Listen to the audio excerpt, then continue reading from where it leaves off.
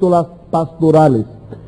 Y en segundo lugar, algunos también objetan esta designación porque dicen que algunos pueden pensar erróneamente que el contenido de esta carta está designado para pastores, pero no para hermanos comunes de la iglesia. Y hermanos, la razón por la cual nosotros vamos a iniciar en esta noche el estudio de esta carta que pertenece a las llamadas epístolas pastorales es porque entendemos que ellas son de un tremendo beneficio para la iglesia. Si no hubiéramos dado esta prédica solamente a los estudiantes del Colegio Pastoral Spurgeon. Pero nosotros entendemos que estas cartas son útiles para todos los hermanos de la congregación, no solamente para los pastores o los líderes que componen la iglesia. ¿Y por qué nosotros creemos que estas cartas, y específicamente la primera epístola de Pablo a Timoteo, puede ser útil para toda la iglesia y no solamente para los líderes? Bueno, en primer lugar, porque esta carta está dentro de la Escritura. ¿Y qué dice 2 Timoteo capítulo 3 versículo 16 con respecto a toda la Escritura? Que toda la Escritura es inspirada por Dios y útil para enseñar, para redarguir, para corregir, para instruir en justicia, a fin de que el hombre de Dios sea perfecto, enteramente preparado para toda buena obra. Esta carta se encuentra dentro de toda Escritura que es inspirada por Dios y es útil. Esta es una de las ventajas que yo le veo a la predicación expositiva cuando se toma un libro de la Biblia y se predica versículo por versículo, porque eso hace que toda la iglesia sea expuesta a todo el consejo de Dios y no solo a una parte de este. No solamente al texto favorito del predicador o al texto favorito del pastor, sino que el pastor está obligado al predicar expositivamente a tratar todos los versículos que están allí. En segundo lugar, estas cartas también arrojan mucha luz con respecto a la administración de la iglesia. En 1 Timoteo capítulo 3, versículo 14, está el versículo clave de 1 Timoteo. Y allí nos dice el apóstol Pablo, o le dice específicamente a su joven discípulo: esto te escribo aunque tengo la esperanza de ir pronto a verte, para que, aquí está el propósito, para que si tardo sepas cómo debes conducirte en la casa de Dios, que es la iglesia del Dios viviente, columna y baluarte de la verdad. Hay ciertas interrogantes que pueden surgir en nuestra mente con respecto a la administración de la iglesia. Por ejemplo, a la hora de que la iglesia tenga que elegir nuevos pastores, y muy pronto esta iglesia se va a enfrentar a ese problema, o a esa bendición. ¿Cuáles son las cualidades que la iglesia debe tomar en cuenta al elegir a un pastor? ¿O cuáles son las cualidades que la iglesia debe tomar en cuenta al elegir nuevos diáconos? ¿O cuál debe ser la participación de las hermanas dentro de la obra ministerial de la iglesia? ¿O cómo puede la iglesia involucrarse en ayudar a los hermanos necesitados? Ninguna otra carta del Nuevo Testamento responde esas preguntas como lo hacen las epístolas pastorales, a la cual pertenece 1 Timoteo. Por eso es importante que toda la iglesia la estudie. En tercer lugar, hermanos, estas cartas nos ayudan a visualizar la importancia o el valor de la ortodoxia dentro de la vida piadosa de los miembros de la iglesia. ¿Cuál es el clamor general de muchas iglesias en el día de hoy? Vamos a olvidar lo que nos separa. Vamos a echar a un lado todas las doctrinas que nos dividen y vamos a unirnos en una super iglesia, en una sola religión. Pero hermanos, ese no es el espíritu del Nuevo Testamento. Nosotros encontramos en las epístolas pastorales un énfasis constante en la buena predicación, en la predicación de las doctrinas correctas de la palabra de Dios. Y no solo como un estímulo a nuestro intelecto. No es que vamos a hablar de buenas doctrinas porque eso alimenta nuestro intelecto y estimula nuestro pensar. La buena predicación es importante porque es necesaria para la vida piadosa.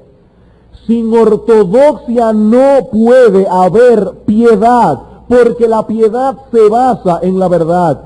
Y es importante, por ende, que la iglesia comprenda que ese clamor de echar a un lado todas las doctrinas que nos separan es un clamor incorrecto, porque tendríamos que echar a un lado doctrinas que son escriturales, que están en la palabra de Dios y que nosotros no podemos negociar en pro de la unidad. Por eso es importante estudiar estas cartas. En cuarto lugar, estas cartas presentan ante nosotros un llamado a la piedad y a la consagración. Y déjeme decir entre paréntesis que ese es uno de los principales propósitos por el cual los pastores decidimos estudiar 1 Timoteo los domingos en la noche. Es necesario que los hermanos de la iglesia evalúen seriamente si ellos están todo lo dedicado a la obra del Señor que debieran estar. Inclusive, que algunos hermanos de la iglesia evalúen con objetividad si Dios los está llamando a la obra ministerial. Que algunos hermanos de la iglesia evalúen con objetividad si acaso Dios los está llamando a la obra ministerial. Nosotros tenemos la convicción de que los futuros pastores de nuestra iglesia están sentados aquí, quizás en esta misma noche, oyendo esta prédica. Y esos hermanos que son los futuros pastores de la iglesia deben evaluar con objetividad, a la luz de lo que veremos en estos estudios, si acaso Dios los está llamando. Hermanos, esta iglesia, y cuando digo esta iglesia, no me refiero a la iglesia del siglo XX, sino a Iglesia Bíblica del Señor Jesucristo, ubicada en la México, esquina Tiradentes, necesita con urgencia que esos hombres surjan en nuestra iglesia. De otro modo no podríamos de ninguna manera hacer la obra ministerial de la forma en que Dios nos los está demandando. Los 5 pastores de esta iglesia no pueden seguir desarrollando la obra ministerial en una forma adecuada a menos que en esta iglesia surjan nuevos líderes. Y yo creo que esta carta va a poner a muchos entre la espada y la pared en ese sentido. Y en quinto lugar, este estudio es importante. ¿Saben por qué? Porque esta carta servirá de marco de referencia para que los líderes actuales de nuestra iglesia se evalúen sus ministerios. Y cuando yo hablo de líderes actuales de la iglesia, yo no me estoy refiriendo únicamente a los 5 pastores de la iglesia. Me estoy refiriendo a los diáconos. Me estoy refiriendo a los profesores de escuela dominical. Me estoy refiriendo a los monitores de la sociedad de jóvenes. Me estoy refiriendo a todo hermano que en una forma u otra esté desarrollando algún tipo de ministerio dentro de la iglesia. A los hermanos que cantan en el Orfeón. A los hermanos que cantan en eternidad.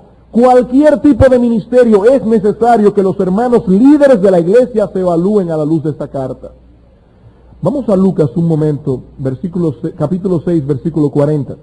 Un texto que Gamal mencionó esta mañana, pero que es pertinente en el contexto de lo que estamos diciendo.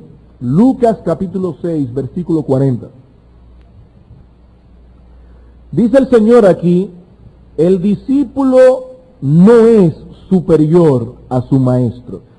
Todo hermano que ministra en la iglesia debe saberse ese texto de memoria. El discípulo no es superior a su maestro, más todo el que fuere perfeccionado será como su maestro. En otras palabras, una iglesia nunca va a ser más espiritual ni más madura que los líderes que la componen. Y por eso es importante que los líderes de la iglesia constantemente estén evaluando sus vidas. Constantemente, y si sienten que ellos no llenan la medida que se encuentra en estas cartas, deben abandonar el ministerio o arreglar sus vidas. El discípulo no es superior a su maestro. Y cuando los hermanos de la iglesia comienzan a crecer, comienzan a madurar y alcanzan lo máximo que ellos pueden alcanzar, van a ser iguales a sus líderes. Van a ser iguales a sus líderes. ¿Qué peso más tremendo pone ese principio en la vida de todo hermano que esté ministrando en esta congregación? Por eso estas cartas son importantes, porque ayudan a los hermanos de la iglesia que están en el liderato a evaluarse a la luz de lo que enseñan estas epístolas. Es por estas razones, hermanos, que nosotros creemos que el estudio de la primera carta de Pablo a Timoteo, versículo por versículo, texto por texto, es pertinente para nuestra iglesia, sobre todo en este momento preciso de su historia como congregación. En este momento preciso de su historia como congregación.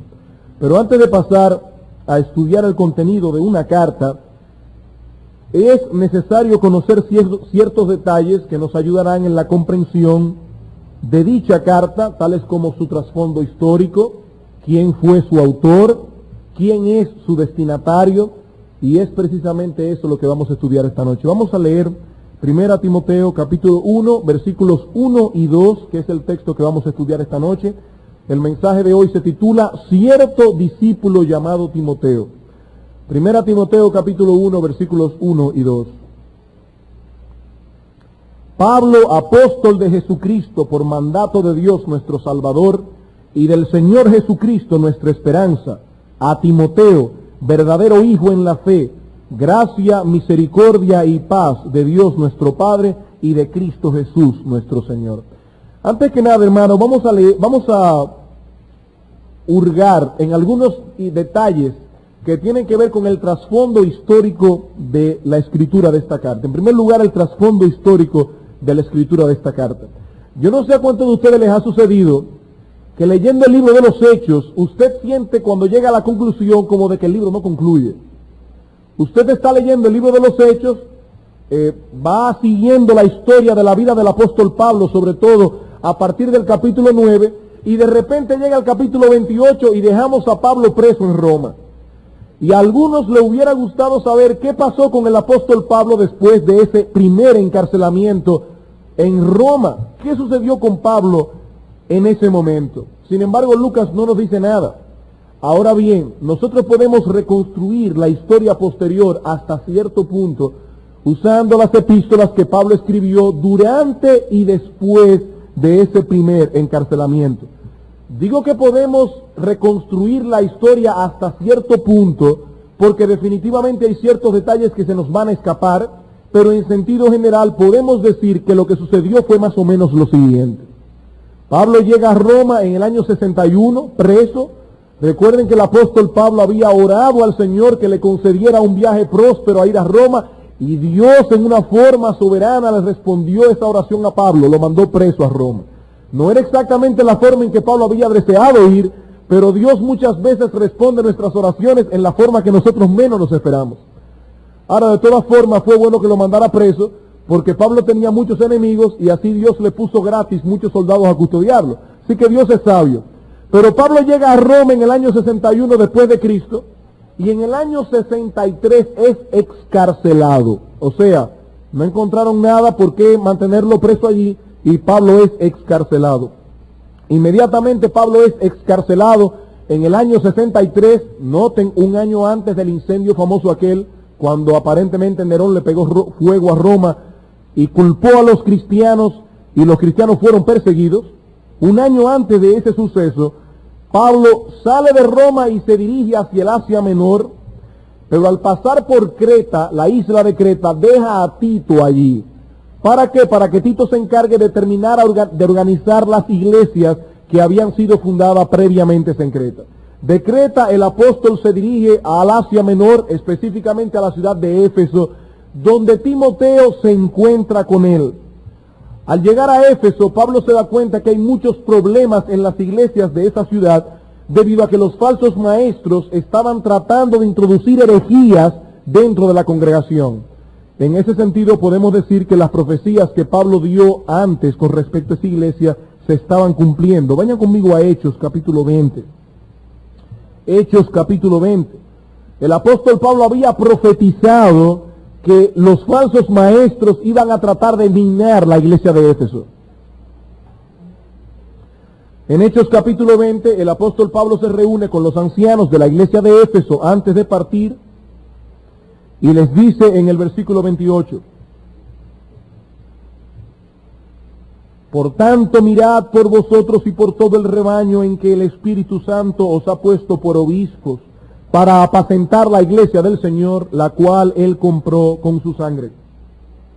Porque yo sé que después de mi partida entrarán en medio de vosotros lobos rapaces que no perdonarán al rebaño, y que de vosotros mismos se levantarán hombres perversos que hablen cosas perversas para arrastrar tras sí a los discípulos. Pablo había profetizado a los hermanos ancianos de la iglesia de Éfeso: yo sé que después de mi partida los falsos maestros tratarán de minar esta congregación. Y cuando Pablo llegó a Éfeso después de su excarcelamiento en el año 63, se encontró con que esta profecía se estaba cumpliendo. en la iglesia. Por esa razón, Pablo decide dejar a Timoteo en Éfeso para que tratara de corregir esta situación. Vayamos a 1 Timoteo, otra vez, 1 Timoteo capítulo 1, versículos 3 y 4. Pablo le rogó a Timoteo que se quedara en Éfeso, que no siguiera con él.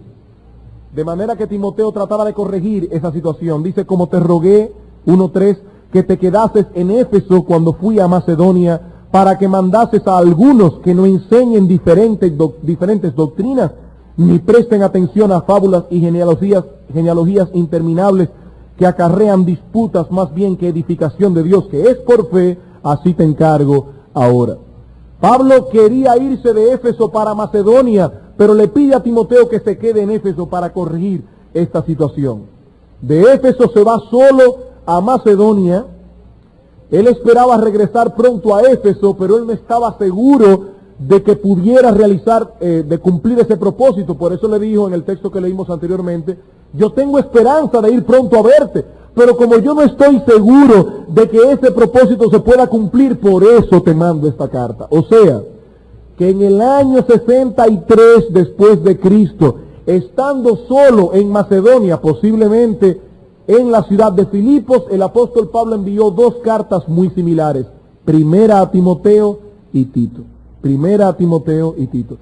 ¿Y con qué propósito envió Pablo esta carta, específicamente primera a Timoteo? Como le decía, los falsos maestros estaban tratando de minar esta iglesia, y por otra parte tenemos al pobre Timoteo tratando de corregir esta situación.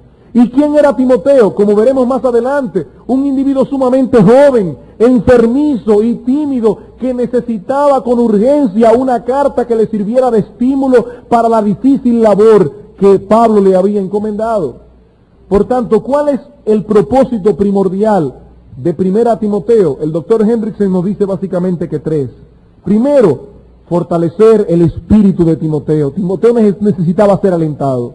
En segundo lugar, impartir orientación en el crítico conflicto que se estaba desarrollando en la iglesia con respecto a los herejes. Y en tercer lugar, dar órdenes para la conducta apropiada en el culto público. Guarden en sus mentes esos 3 propósitos porque los estaremos viendo durante toda la epístola. Fortalecer el espíritu de Timoteo, enfrentar la situación crítica de la herejía y en tercer lugar impartir órdenes apropiadas para la conducta en el culto público.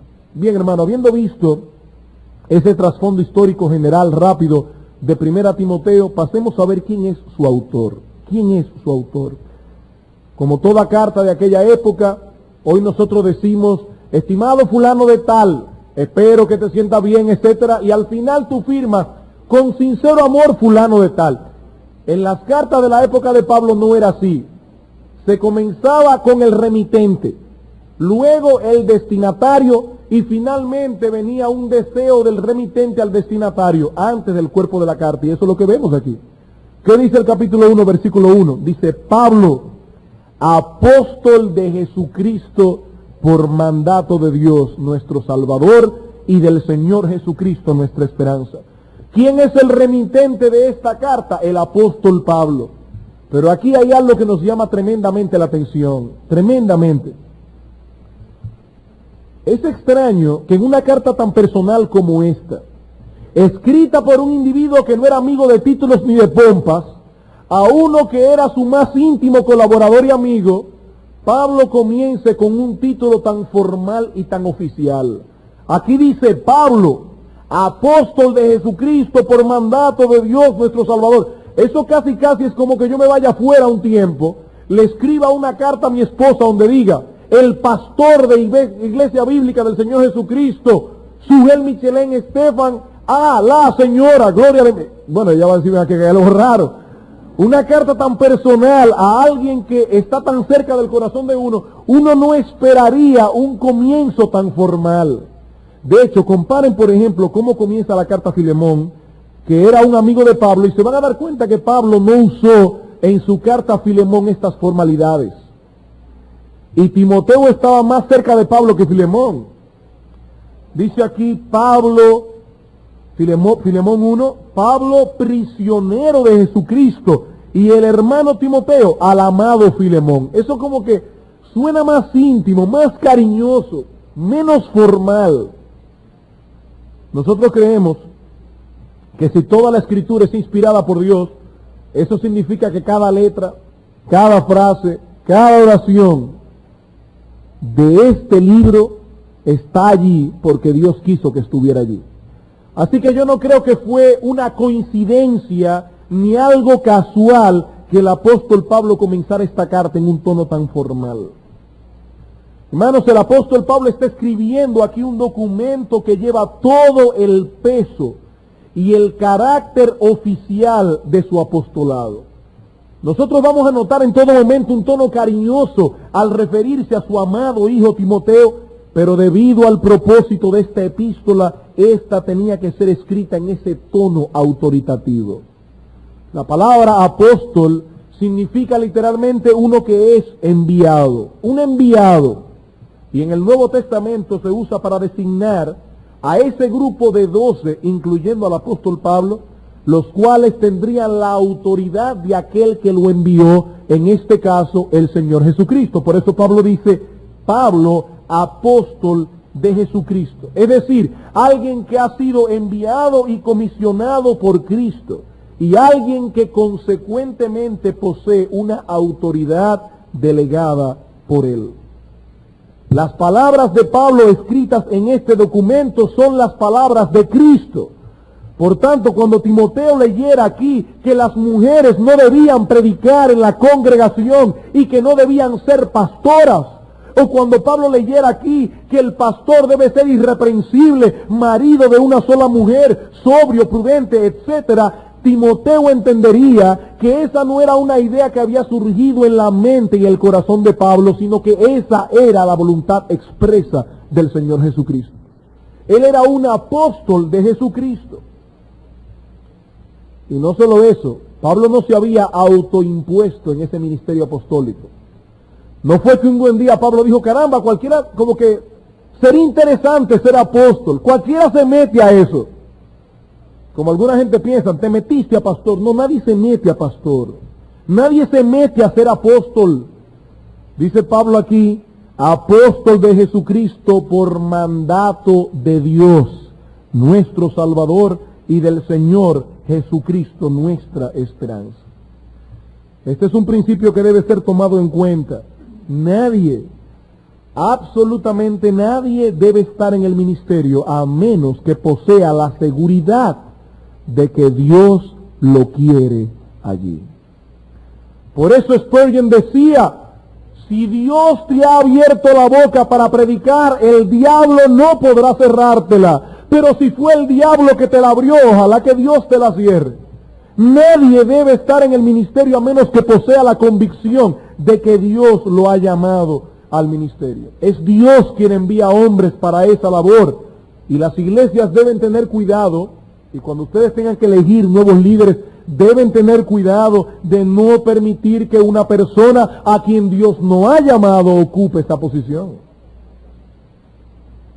Dice en Mateo capítulo 9, versículo 38, que en una ocasión el Señor Jesucristo estaba viendo el pueblo disperso como ovejas que no tienen pastor. ¿Y qué dijo el Señor? Rogad al Señor de la mies para que Él envíe obreros a su mies. ¿Por qué? Porque es Dios quien envía obreros a su mies. En Hechos capítulo 20, versículo 28, el texto que leímos, Pablo dice a los ancianos de Éfeso, mirad por vosotros mismos y por todo el rebaño en que el Espíritu Santo os ha puesto por obispos para apacentar la iglesia del Señor. El Espíritu Santo os ha colocado en esa posición. En Efesios 4:11 dice Pablo que el mismo Señor Jesucristo constituyó a unos apóstoles, a otros profetas, a otros evangelistas y a otros los constituyó pastores maestros. Y en 2 Timoteo 2:4 dice Pablo, ninguno que milita se enreda en los negocios de la vida a fin de agradar a aquel que lo tomó por soldado. Es Cristo quien nos ha enrolado en este asunto. Por eso cuando un individuo se autopone como pastor en una iglesia, ese individuo será un vehículo de maldición para muchos. Cuando Dios vio en la época de Jeremías a muchos líderes que se habían autoimpuesto en el ministerio, ¿qué le dijo Dios a esos líderes a través del profeta Jeremías? He aquí dice Jehová, yo estoy contra los que profetizan sueños mentirosos y los cuentan y hacen errar a mi pueblo con sus mentiras y con sus lisonjas. Y oigan esto, yo no los envié, ni les mandé y ningún provecho hicieron a este pueblo. Dice Dios, yo no envié a esos hombres, yo no les mandé que predicaran, y como yo no los envié ni les mandé, ningún provecho hicieron a este pueblo. Ahora, no me malentiendan, ese llamamiento viene de Dios al ministerio, pero la iglesia tiene que confirmar ese llamamiento. Nosotros no creemos por la Escritura que nadie puede mandar a una iglesia, a un pastor que la iglesia no desee. La iglesia tiene que confirmar el llamamiento de ese hombre. Y ese principio lo vemos claramente expresado en la Escritura. No tenemos tiempo para desarrollarlo en la noche de hoy, ni nos interesa para este momento porque lo veremos más adelante. Pero noten, por ejemplo, en Hechos capítulo 6, cuando había un problema de las esposas de las viudas de los griegos que eran desatendidas, ¿qué dijo Pedro o los apóstoles a los hermanos que estaban reunidos allí? Escojan de entre ustedes varones piadosos, llenos de sabiduría y de fe, para que ellos desempeñen este ministerio. Escójanlo de entre ustedes. Y en Hechos capítulo 13, cuando Dios llamó a Pablo al ministerio, Dios no le dijo a Pablo, Pablo, yo te envío al ministerio. ¿Qué dijo Dios? Dice la Biblia que en Antioquía estaban reunidos los hermanos y que el Espíritu Santo le dijo a la iglesia, apartadme a Saulo y a Bernabé para la obra que los he llamado. Cuando un hombre es llamado por Dios al ministerio y Dios les da los dones necesarios para desempeñar la labor ministerial, la iglesia tiene que darse cuenta de ello. No puede ser que de repente un individuo que no hace nada en la iglesia, que nunca predica, que no sabe mucha Biblia y casi nunca viene a los cultos, de repente que Dios me llamó. Imposible. Los hermanos de la iglesia se dan cuenta que ese individuo tiene cualidades ministeriales. ¿Y qué es lo que hace la iglesia? Confirma el llamamiento de Dios. Por eso dice Charles Bridges en su libro El Ministerio o el Ministro Cristiano, hablando de ese llamamiento que le hace la iglesia a los pastores, es una comisión recibida de y reconocida por una iglesia, no ciertamente cualificando al ministro, sino más bien acreditando a aquel a quien Dios interna y apropiadamente ha cualificado. Hermanos, algunos miembros de nuestra iglesia se graduaron del Colegio Pastoral Spurgeon en abril de este año. Ustedes estuvieron aquí. El hecho de que ese grupo de hermanos se haya graduado en el Colegio Pastoral Spurgeon, eso no los hace pastores. Ellos tuvieron un entrenamiento formal muy bueno. Ellos están ahora con todo un cúmulo de conocimientos en sus cabezas, pero hasta que esta iglesia no confirme que esos hermanos están listos para el ministerio y los líderes actuales de la iglesia no confirmen esa confirmación, esos hermanos no pueden ser pastores de la iglesia. Ningún seminario hace pastores, ningún colegio pastoral puede hacer eso. Solo Dios puede llamar al ministerio cuando la iglesia confirma ese llamamiento. Cuando la iglesia confirme ese llamamiento. Por eso Pablo dice aquí, Pablo, apóstol de Jesucristo, por mandato de Dios nuestro Salvador y del Señor Jesucristo nuestra esperanza. Y no quisiera pasar por alto algo incidental que vemos en este texto, y es que Pablo compara a Dios el Padre igual que Jesucristo en autoridad. Pablo dice aquí, este llamamiento me vino del cielo y fue firmado por Dios el Padre y por Dios el Hijo. Fue un solo mandato emitido por ambos, porque nuestro Señor Jesucristo es Dios.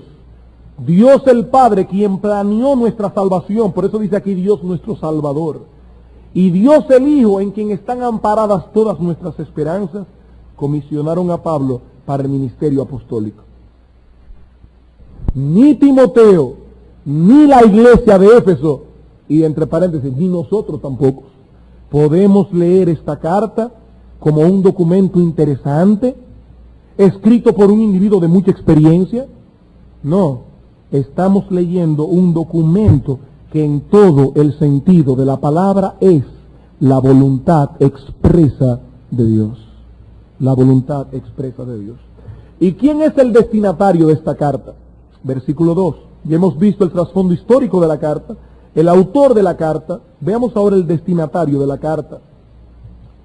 A Timoteo, verdadero hijo en la fe, gracia, misericordia y paz de Dios nuestro Padre y de Cristo Jesús nuestro Señor. ¿Quién es el destinatario de esta carta? Timoteo. ¿Y quién es Timoteo? El nombre de Timoteo aparece por primera vez en Hechos capítulo 16. Hechos capítulo 16. Versículos 1 al 3. Aquí se menciona cómo el apóstol Pablo llega a la ciudad de Derbe y Listra, y allí se encuentra con cierto discípulo llamado Timoteo. Texto que he tomado prestado para poner el título a este mensaje. Dice versículos 1 al 3, después llegó a Derbe y a Listra, y he aquí había allí cierto discípulo llamado Timoteo, hijo de una mujer judía creyente, pero de padre griego, y daban buen testimonio de él los hermanos que estaban en Listra y en Iconio. Quiso Pablo que éste fuese con él, y tomándole le circuncidó por causa de los judíos que había en aquellos lugares, porque todos sabían que su padre era griego. El apóstol Pablo había estado en Derbe y Listra unos 5 años, 4 o 5 años antes, y aparentemente fue en esa ocasión cuando Timoteo conoció el Evangelio y se convirtió al Señor. Por eso se explica que Pablo constantemente le llama mi hijo en la fe, porque Pablo fue su padre espiritual. En 2 Timoteo 1:5, si quieren no lo busquen, vemos que la madre de Timoteo, que era judía y que no sabemos por qué razón se casó con un griego, pagano, que ninguna hermana ahora coge su excusa porque ella era inconversa cuando se casó con ese griego, pero no sabemos exactamente por qué cometió ese error esta mujer, Eunice, y su abuela Loida, se convirtieron y indudablemente Dios usó a estas mujeres para instruir a Timoteo en las Sagradas Escrituras desde que éste era un bebé. Dice 2 Timoteo 3:15, Pablo a Timoteo, desde la niñez has sabido las Sagradas Escrituras. Y la palabra griega que usa Pablo, que Reina Valera tradujo niñez, es infancia, desde tu infancia. Hay hermanas que preguntan, ¿desde qué edad debo yo comenzar a educar a mi hijo en la palabra de Dios? Desde que está en el vientre tuyo. Por eso Napoleón decía que una mujer debe prepararse para criar a su hijo 20 años antes de que nazca. 20 años antes de que nazca. Desde que tu bebé está en tu vientre, comienza a prepararte tú en la Escritura, porque óyeme bien, madre, es verdad que el padre tiene la responsabilidad de ser la cabeza espiritual del hogar, pero ese niño va a pasar más tiempo contigo y es tu responsabilidad hacer como Eunice hizo con Timoteo, desde la infancia educarlo en las Sagradas Escrituras. Como dice ese texto aquí, cuando Pablo llegó a Derbe y a Listra 5 años después, ya todos los hermanos daban buen testimonio de Timoteo. Así que Pablo quiso que este discípulo se le uniera en la labor misionera que ellos estaban realizando.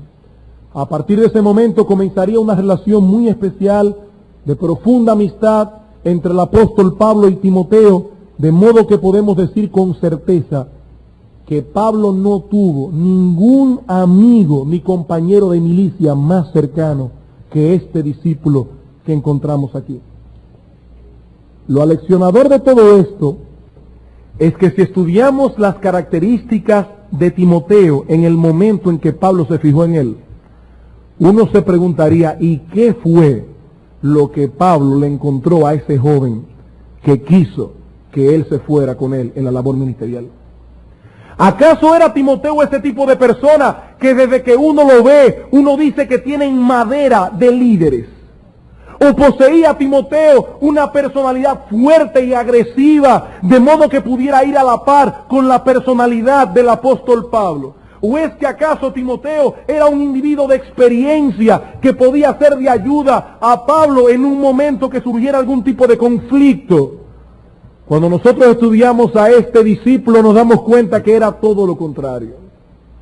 Timoteo era el individuo que Quizás ninguno de nosotros hubiera elegido para acompañarlo en tareas tan peligrosas como las que Pablo quiso que él acompañara. En primer lugar, Timoteo era demasiado joven, demasiado joven. Cuando Pablo escribió 1 Timoteo, le dice en el capítulo 4, versículo 12, ninguno tenga en poco tu juventud. Eso no significa, para que nadie vaya a malentender, que Timoteo era un adolescente cuando Pablo le escribió la primera carta. Pero eso quiere decir que su edad oscilaba entre 30 y 40 años. Porque en la época de Pablo, un hombre de 40 años era joven. ¡Qué bueno! Era joven un individuo de 40 años. Si tomamos en consideración que 1 Timoteo fue escrita unos 12 o 13 años después de Hechos 16, entenderemos que cuando Pablo se fijó en Timoteo tenía entre 20 y 30 años de edad, posiblemente como 25. Era un joven tierno de 25 añitos de edad. Y recuerden que Pablo a este momento tenía unos 50 años. O sea que Pablo, el increíble apóstol Pablo de 50 años de edad, quería que este joven de 25 fuera su íntimo amigo, su mano derecha. Yo quiero que los hermanos jóvenes, varones de 25 años de esta iglesia, se pregunten si Pablo viniera aquí, ¿en cuál de ustedes se fijaría para que fuera su mano derecha o su compañero de milicia? Porque Timoteo tenía 25 años de edad. Bueno, que lo más seguro era un individuo decidido, agresivo y de una personalidad fuerte. No, Timoteo era un individuo callado, tímido, de carácter débil. Eso es lo que nos enseña la palabra de Dios. Constantemente el apóstol Pablo tiene que estar animando a Timoteo. Vayamos un momento a 2 Timoteo.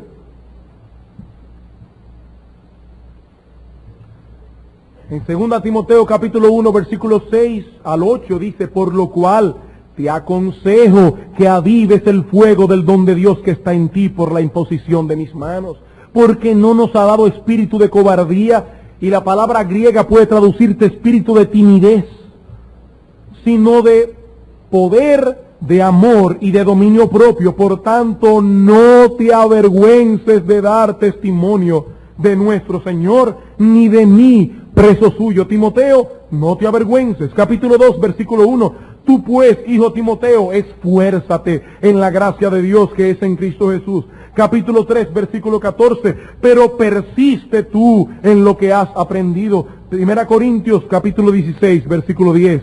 Unas páginas atrás. 1 Corintios, capítulo 16, versículo 10. Pablo envió a Timoteo nada más y nada menos que a la iglesia de Corintios. La peor iglesia que el apóstol Pablo había fundado, la más problemática, pero era este tipo de cosas a las que Pablo enviaba a Timoteo, al pobre Timoteo. Y cuando Pablo envía a Timoteo, le dice a los hermanos de Corintios, y si llega Timoteo, mirad que esté con vosotros con tranquilidad, porque él hace la obra del Señor, así como yo. Por tanto, que nadie le tenga en poco. No lo menosprecien. Timoteo, que nadie tenga en poco tu juventud. Timoteo necesitaba ánimo, esfuerzo, aliento, porque era un individuo de carácter tímido. Y por si todo esto fuera poco, era enfermizo. Enfermizo. Un individuo que era atacado por frecuentes enfermedades. En 1 Timoteo 5:23, Pablo tiene que decirle, Timoteo, ya no tomes tanta agua, sino que toma un poco de vino por causa de tu estómago y de tus frecuentes enfermedades. Ustedes saben que en esta época el agua estaba, bueno, para que ustedes se den una idea, más peor que el agua de aquí. Un agua malísima, llena de infecciones, de cosas, de virus. Entonces Timoteo era un individuo muy enfermizo, y por no serle tropiezo a nadie, Timoteo no quería beber vino. Y Pablo dice, Timoteo, es que tú tienes que beber vino, porque esa agua te va a hacer daño. Tú eres un individuo enfermizo por causa de tus frecuentes enfermedades. Increíble. Joven, tímido y enfermizo. Y uno se pregunta otra vez, ¿y qué fue lo que Pablo vio en este individuo? ¿Qué fue lo que Pablo vio en él que quiso que fuera su compañero de milicia? Hermanos, Pablo vio en él sus características espirituales. Sus características espirituales. Timoteo tenía 3 buenas razones para negarse a militar junto con Pablo. Era joven, tímido y enfermizo. Pero este joven, tímido y enfermizo, poseía tremendas cualidades espirituales que son precisamente las que Dios toma en cuenta a la hora de usar a un hombre. Hermanos, Dios no mira como mira el hombre. Ustedes recuerdan cuando Samuel fue enviado a ungir a uno de los hijos de David. Dice la escritura que Samuel llegó a la casa de Elí y le dijo: Elí, Dios me ha enviado a ungir a uno de tus hijos para que sea el rey de Israel. Llámamelos a todos. Cuando vino el primero, un individuo alto, fuerte, buen mozo, rubio, dice Samuel: delante de Jehová estás ungido. ¿Y qué le dijo Dios? No mires ni unjas a este hombre, porque yo lo desecho, porque Jehová no mira lo que mira el hombre, porque el hombre mira el exterior, pero Dios mira el corazón. Y hermanos, nosotros tenemos que aprender a mirar como mira Dios. A la hora de elegir a un líder, no podemos elegir al individuo de personalidad arrolladora, a la persona fuerte, buen mozo, un buen orador, al individuo que tiene excelentes cualidades humanas, sino que tenemos que elegirlo en base a sus cualidades espirituales. En base a sus cualidades espirituales. Si no, ese individuo no sirve. No importa que sea inteligente, no importa que sea profesional, no importa que tenga una buena oratoria, no importa que tenga apariencia física, ese individuo no sirve, a menos que no posea las cualidades espirituales necesarias para desempeñar la obra de Dios. Eso fue lo que Pablo vio en Timoteo. Yo no quiero meterme en ese tema, pero cuando nosotros estudiemos con los jóvenes la teología de la soltería, vamos a hablar mucho de eso. ¿Cuántos criterios equivocados usamos nosotros a la hora de elegir a un compañero o a una compañera? ¿Cuántos criterios equivocados? Y después se pasan la vida entera lamentándose. La vida entera lamentándose. Dice la Biblia aquí que cuando Pablo encontró a Timoteo por primera vez en Derbe o en Listra, los hermanos daban buen testimonio de él. ¿Y cómo le llama Pablo a Timoteo en su primera carta? En el versículo 2 le llama verdadero hijo en la fe. A Timoteo, verdadero hijo en la fe. Y viniendo esto de la boca de Pablo, eso es un verdadero halago. En otro lugar, Pablo le llama a Timoteo, mi hijo amado y fiel en el Señor. ¡Qué piropo!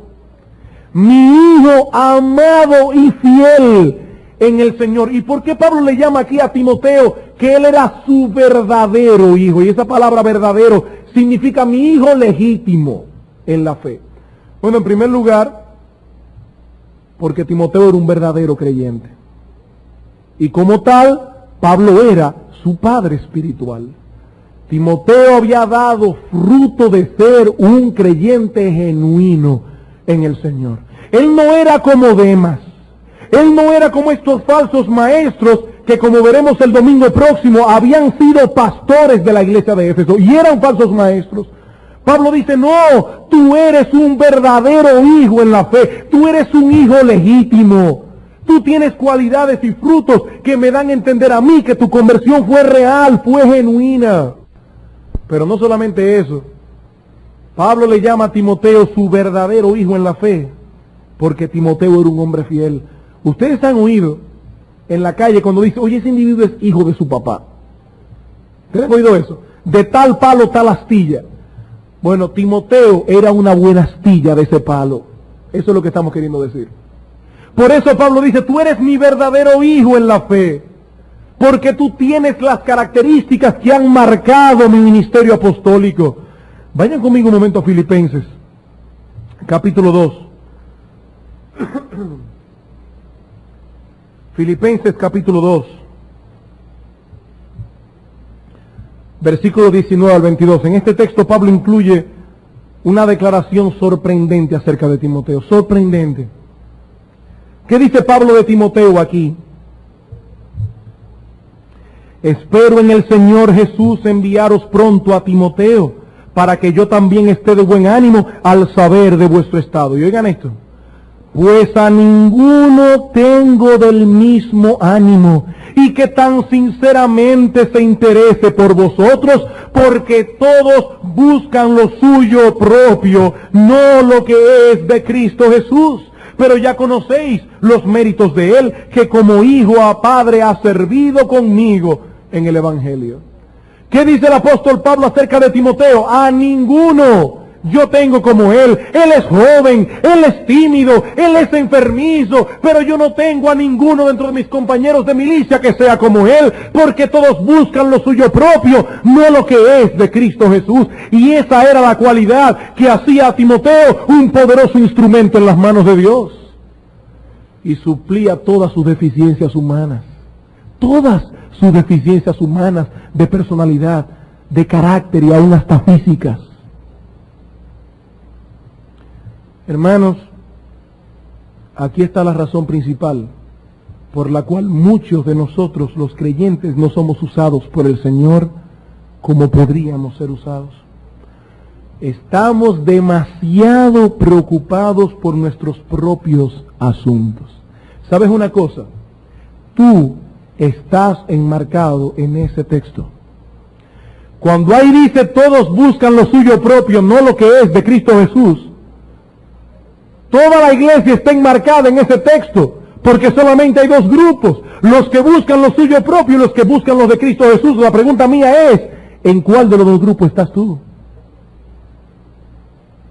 ¿En los que están demasiado preocupados por sus propios asuntos o en aquellos que han hecho del reino de Dios la principal prioridad en su vida? Timoteo era joven, tímido y con una contextura física débil, pero poseía una cualidad o una ambición que permitía que Dios lo usara a plena capacidad. Los asuntos del reino de Dios eran más importantes que sus propios asuntos. Los asuntos del reino de Dios eran más importantes que sus propios asuntos. Y oigamos una cosa, hermanos, Dios espera que esta cualidad esté presente, no solo en los pastores, sino en toda persona que se llame cristiana. ¿Qué dice Mateo 6:33? Buscad primeramente el reino de Dios y su justicia, y todas estas cosas os serán añadidas. Y Dios no le dijo eso, o Cristo no le dijo eso a los pastores, se lo dijo a todos los discípulos. A todos los discípulos. Yo no pienso que para que un hermano sea fiel, debe ser pastor de la iglesia. Hay hermanos que tienen esa mala concepción de que si un hermano es fiel, debe ser pastor. Y si es ultra super fiel, debería irse al África del Norte a predicar el Evangelio. Pero hermanos, ese concepto no es bíblico. Dios necesita ingenieros que sean fieles. Dios necesita abogados que sean fieles, sobre todo abogados. Dios necesita médicos que sean fieles. Dios necesita hombres en todas las esferas de la vida que sean fieles. Pero déjame decirle algo. Todo hermano fiel, sobre todo varón, alguna vez en su vida se ha preguntado con seriedad si acaso Dios no lo ha llamado al ministerio. Y la única razón por la cual un hermano varón no debe estar en el ministerio es porque sabe con seguridad que Dios no le ha concedido ese tremendo privilegio. Pero si somos de esos que no pensarían nunca abandonar su profesión o su carrera universitaria o su posición económica por causa del servicio al Señor, tú no eres de los fieles. No hay que ser pastor para ser fiel, pero un hombre fiel estaría dispuesto a dejarlo todo en el momento que Dios se lo pida por un privilegio tan grande como ese. Y esa era la característica que tenía Timoteo. Todos buscan lo suyo propio, pero no lo que es de Cristo Jesús. Y hermanos, yo no estoy hablando a los jóvenes de 18 años de nuestra iglesia. A veces los hermanos hombres de la iglesia que tienen una vida ya formada, piensan que ese asunto del ministerio es para los jovencitos de la iglesia. Y en esta iglesia tenemos el problema de que todos los pastores son jóvenes, y pienso que hasta eso podría ser un problema para muchos, que piensa que eso es para jóvenes, que todavía no han quemado etapas en su vida, pero un hombre tan serio, tan respetable como yo, que tiene un negocio ya formado, ¿cómo se va a poner a pensar en esas cosas? Qué buen dúo, Timoteo con 25, Pablo con 50. Aquí no se está excluyendo a nadie. Es que todo hombre fiel debe preguntarse, ¿a dónde me quiere Dios en la iglesia del Señor? Lo que pasa es que ser usado por el Señor tiene un precio muy alto, un precio demasiado alto. Es el sacrificio de nuestro tiempo. Y no estoy hablando a pastores, estoy hablando a todos los hermanos de la iglesia, aún las hermanas que quieren servirle al Señor y ser usadas por Él. Eso implica el sacrificio de nuestros intereses, el sacrificio de nuestro tiempo, el sacrificio de nuestras metas, el sacrificio de nuestros planes, de nuestro dinero, de nuestro sueño, de nuestro descanso, de nuestra privacidad. Eso implica sacrificio. Y por eso muchos quisieran tener el poder que los grandes hombres de Dios tuvieron, pero no quiere pagar el precio que ellos pagaron. Cuando Pablo dice aquí, a ninguno tengo del mismo ánimo y que tan sinceramente se interese por vosotros, esa palabra es muy interesante, porque es exactamente la misma palabra que utiliza el Señor Jesucristo en Mateo 6, cuando dice, no os afanéis por vuestra vida.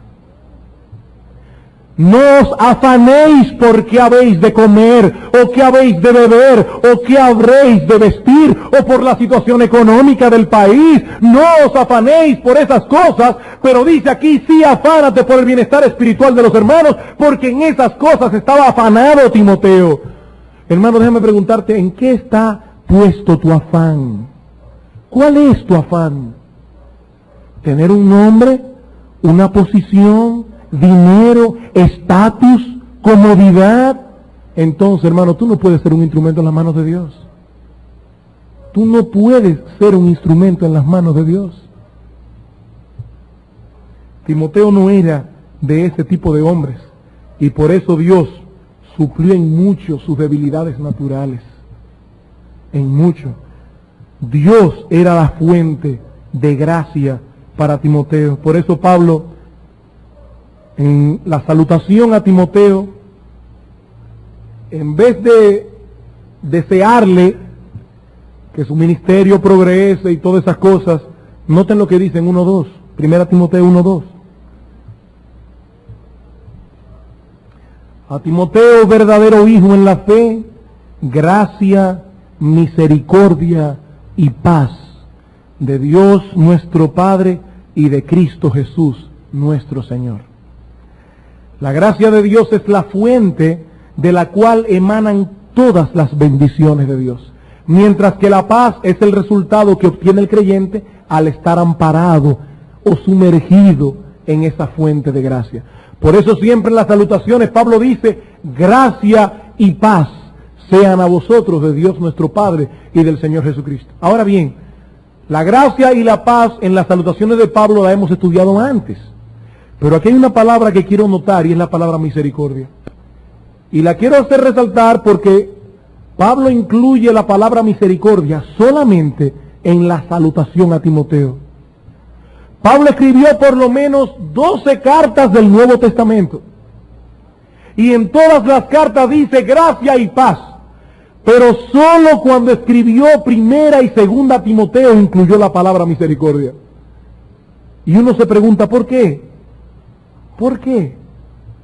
Hermanos, porque Timoteo necesitaba la gracia de Dios que lo capacitaba. Necesitaba la paz de Dios. Pero Timoteo, por encima de todas las cosas, necesitaba la misericordia de Dios. La gracia de Dios nos capacita para hacer la obra de Dios, pero su misericordia es la que nos sostiene en momentos de adversidad. La gracia nos capacita con cualidades para ministrar, pero solo es la gracia de Dios la que permite que nosotros permanezcamos fieles en el ministerio en medio de la adversidad. Y si había algo que Timoteo necesitaba y mucho, era la misericordia de Dios. Ustedes se imaginan a este pobre muchacho, tímido, enfermizo, enfrentando solo en Éfeso a estos leones que estaban tratando de devorar la iglesia de Dios. Indudablemente Timoteo necesitaba la misericordia divina. Pero hermanos, qué alentador y qué bueno es saber que así como Dios es una fuente inagotable de gracia y de paz, también es una fuente inagotable de misericordia. Él capacita para el ministerio, no solo dándonos los dones necesarios, sino también supliendo nuestras debilidades humanas. ¿Cuál es el problema nuestro? Ser fiel. El problema nuestro es ser fiel. Es poner en segundo lugar nuestros intereses personales y poner en su prioridad correcta el reino de Dios y su justicia. En conclusión, nosotros estamos iniciando hoy esta serie de estudios de la primera carta a Timoteo con muchas expectativas. El Consejo de Ancianos de la Iglesia había decidido desde diciembre del año pasado que esta carta se estudiara en la iglesia expositivamente y hasta la noche de hoy no se habría podido cumplir ese deseo. Y nosotros esperamos que esas expectativas, el Espíritu Santo nos ayude a cumplirlas. Yo creo que Dios está haciendo una obra muy grande en medio nuestro por su gracia, una tremenda obra de gracia en esta iglesia, por su bondad. Pero se necesitan urgentemente hombres y mujeres que tengan esta misma disposición que vemos en este discípulo llamado Timoteo, urgentemente, hermanos de la iglesia. Y quiere el Señor usar estos estudios expositivos, primero para que los líderes actuales de nuestra iglesia evalúen sus ministerios a la luz de esta carta, y en segundo lugar, para que los miembros que componen este cuerpo local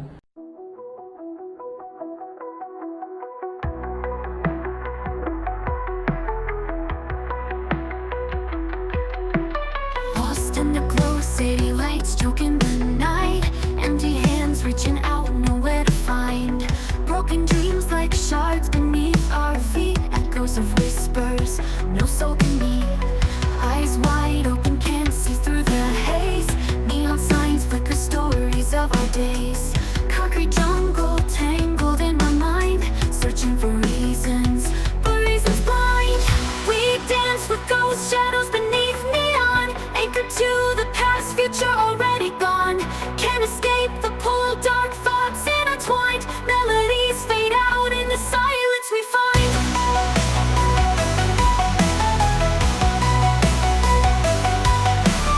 Rain falls hard, washing away our sins. Memory fragments, where do we begin? Lost connections, voices faintly call. Caught in the current, fearing the fall. Haunted beats pulse through shattered cries. Lonely hearts beat in unison lies. Sith scream louder, drowning out the pain. Female vocals high, whispers in the rain. We dance with ghost shadows beneath neon, anchored to the past, future already gone. Can't escape the pull, dark thoughts intertwined. Melodies fade out in the silence we find.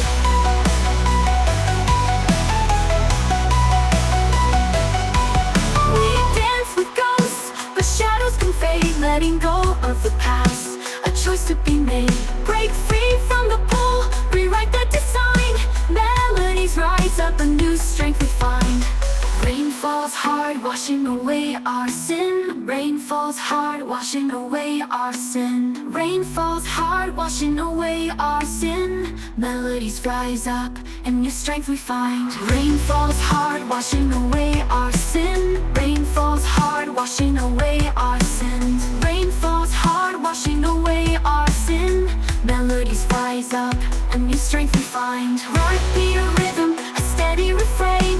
Breaking the silence, washing away the rain. Hope ignites a spark, a fire in our eyes. Together we'll rise under brighter skies.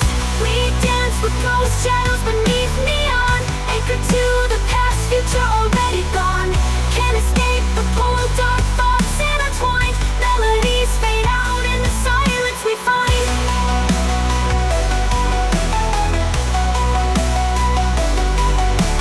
Sunrise paints the building streaks of gold. a chance to break free, a story untold. Maybe this heartache won't hold me so tight. Maybe a new day can set things right. Haunting beats pulse through the steady refrain.